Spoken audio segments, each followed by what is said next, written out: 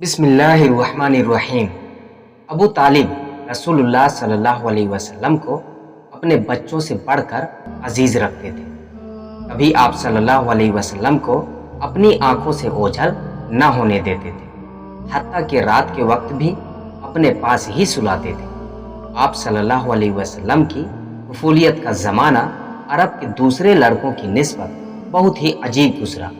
آپ صلی اللہ علیہ وسلم کو لڑکوں میں کھیلنے اور آوارہ پھرنے کا مطلق شوق نہ تھا، بلکہ آپ صلی اللہ علیہ وسلم ان کی صحبت سے بیزار اور دور و نفور ہی رہتے تھے اور خلوت کو زیادہ پسند کرتے تھے۔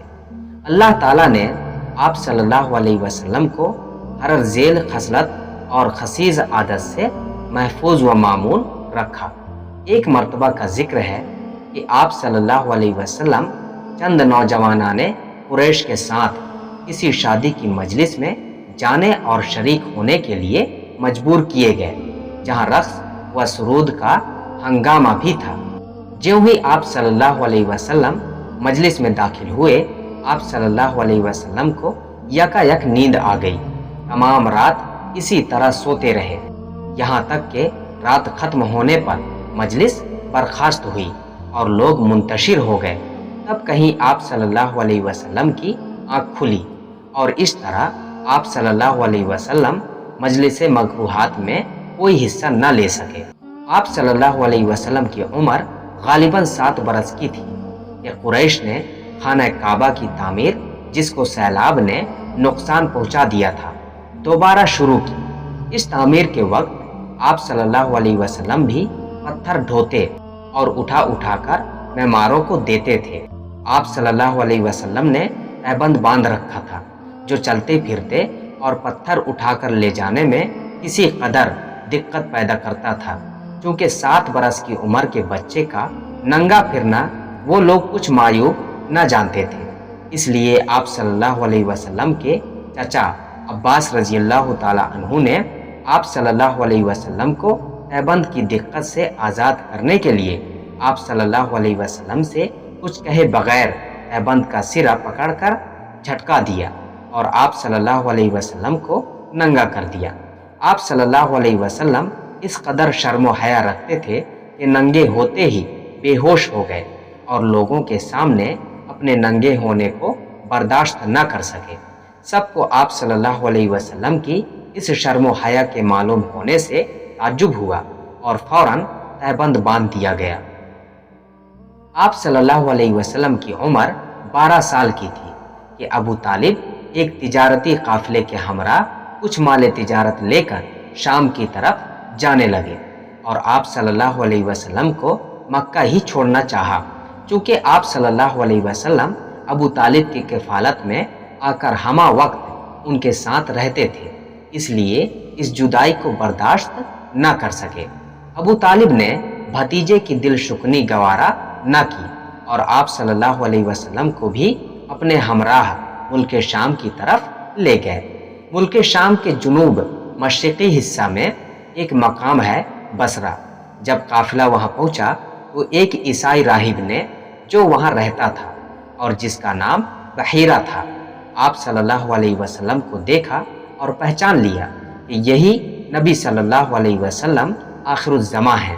بحیرہ ابو طالب کے پاس آیا اور کہا کہ یہ تمہارا بھتیجا نبی مبعوث ہونے والا ہے، اس کے اندر وہ علامات موجود ہیں جو نبی صلی اللہ علیہ وسلم آخر الزماں کے متعلق توریت اور انجیل میں لکھی ہے، لہٰذا مناسب یہ ہے کہ تم اس کو آگے نہ لے جاؤ اور یہودیوں کے ملک میں داخل نہ ہو، مبادا اس کو کوئی گزند پہنچے۔ ابو طالب نے بحیرہ راہب کی یہ باتیں سن کر اپنا مال جلدی وہیں فروخت کر دیا اور آپ صلی اللہ علیہ وسلم کو لے کر مکہ معظمہ کی طرف واپس چلے آئے۔ ابو طالب کو باوجود اس کے کہ ملک شام کے شہروں میں داخل نہیں ہوئے، اس سفر میں بہت منافع ہوا۔ ایک روایت میں یہ بھی مذکور ہے کہ ابو طالب نے بحیرہ راہب کی باتیں سن کر آپ کو وہیں سے مکہ کی طرف واپس بھجوا دیا اور خود قافلہ کے ہمراہ آگے چلے گئے۔ مقام عکاظ میں ہر سال بڑا بھاری میلہ لگتا تھا۔ اس میلے میں मुशायरे मुनाकिद होते थे, घुड़दौड़ होती थी, पहलवानों की कुश्तियाँ और फनो सिपाहगिरी के दंगल भी होते थे। अरब के तमाम कबाइल जंगजुई में हद से बढ़े हुए थे और बात बात पर तलवारें खींच जाती थी। उकास के मेले में किसी मामूली सी बात पर कबीला हवाजुन और कुरैश के दरमियान छेड़छाड़ शुरू हो गई। अव्वलन तो दोनों कबीलों के समझदार लोगों ने बात को बढ़ने न दिया और मामला रफा दफा हो गया, लेकिन शर पसंद लोग भी हर कौम में बकसरत हुआ करते हैं। नतीजा ये हुआ कि मामला दुरुस्त होने के बाद फिर बिगड़ा और जिदाल व कताल का बाजार गर्म हुआ। ये लड़ाई माहे जुल्क़ायदा में हुई, इसीलिए इसका नाम हर्ब फिजार मशहूर हुआ, क्योंकि अहले अरब के अकीदे के मुआफिक माहे जुल्क़ायदा में लड़ना सख्त गुनाह का काम था। इस महीने में जारी शुदा लड़ाइयाँ भी मुलतवी हो जाती थी। ये लड़ाई 4 बड़ी बड़ी लड़ाइयों का एक सिलसिला थी और हर पहली लड़ाई दूसरी लड़ाई से ज़्यादा सख्त व शदीद होती थी, क्योंकि कबीला हवाजिन के साथ कैस ऐलान के तमाम दूसरे कबाइल और कुरैश के साथ किनाना के तमाम कबाइल भी शामिल थे और ये लड़ाई तरक्की करके कबाइल कैस और कबाइल कनाना की लड़ाई बन गई। इस आखिरी चौथी लड़ाई में बाज़ सरदारों ने खुद अपने पाँव में इसलिए बेड़ियाँ डलवाई थी कि मैदान जंग से किसी तरह भी भाग न सके। इसी आखिरी चौथी लड़ाई में पहली मर्तबा रसूलुल्लाह सल्लल्लाहु अलैहि वसल्लम भी मुसल्लह होकर शरीक जंग हुए। बनु किनाना में हर कबीला का सरदार जुदा जुदा था। चुनांचे बनु हाशिम के सरदार आप सल्लल्लाहु अलैहि वसल्लम के चचा जुबैर बिन अब्दुल मुत्तलिब थे और सारी फौज यानी तमाम बनु किनाना का सिपा सालार आजम हरब बिन उमैया था। रसूलुल्लाह सल्लल्लाहु अलैहि वसल्लम की उम्र उस वक्त 15 या 20 साल की थी। आप सल्लल्लाहु अलैहि वसल्लम के सुपुर्द ये खिदमत थी। आप अपने चचाओं को तीर उठा उठा कर देते जाते थे।